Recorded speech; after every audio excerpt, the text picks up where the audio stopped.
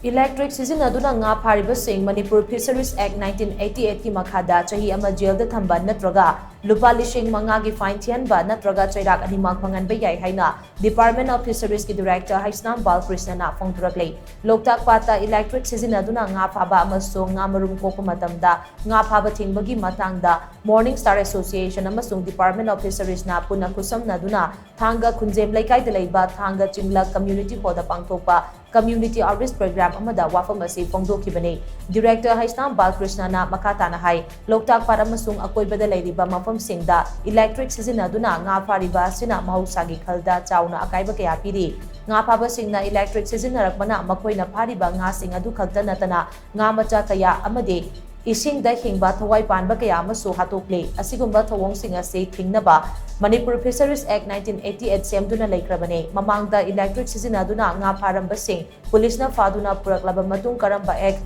pangadabano khangdabadagi Hadokiba yaukre, adubo hojekti Manipur Fisheries Act 1988 ase panlaga Cheirak piba yare. Ek asigi matang dasu police ki makok thongba singga khanaragani. Loinana chahi khudenge June July amadi August tha ase Loktak Pata nga marum kokpa matam oibana nga phabada thingba thamduna lakli. Hairiba matam asida aikoina marum puraba nga kaya phadokiba tarabadi aikoigi mahusagi leizaramba nga makhal kaya musilakani amadi nga masingsu hantharakani maram aduna aikoina electric na nga phaba toklasi nga marum kokpa matamda nga phaba lepmasi haina Manipur miyamda appeal tawrakli Thawramaduda Morning Star Association ki President L Ranjit Directorate of Fisheries ki Project Officer Hemchandra Ningthokongzam District Fishery Officer Bishnupur ke Dineshwar amade District Fishery Officer Chandel Ezitiana atuba mitunglen sing oina saruyaki nakal amaromda Thawramadugi sarugam mo oina the importance of Loktak Lake in the economic development of Manipur haibi thimda pangthokiba essay competition gi atho ehen takraba mahiru singdasu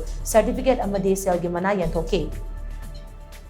Kanagumba electrocution ni method sinadana nga farm palambat kena ragadi police na masi ako ina kana se hazilaga chahi majela thamba yai loidana so policy mga fine to yai adi maksin to 15,000 to 10,000 impose over loidana penalty very 1 year the other lega ani maksin to be according to the degree and the gravity of the crime man kanito na sigum bagi pot se khadi jam ingala kwa asingna police ta phare ha da so ha karam ko penal provision to khang da de line thadu ku na mar mo ka na masi totally banned to this number adu police ta pha ba kana solution di date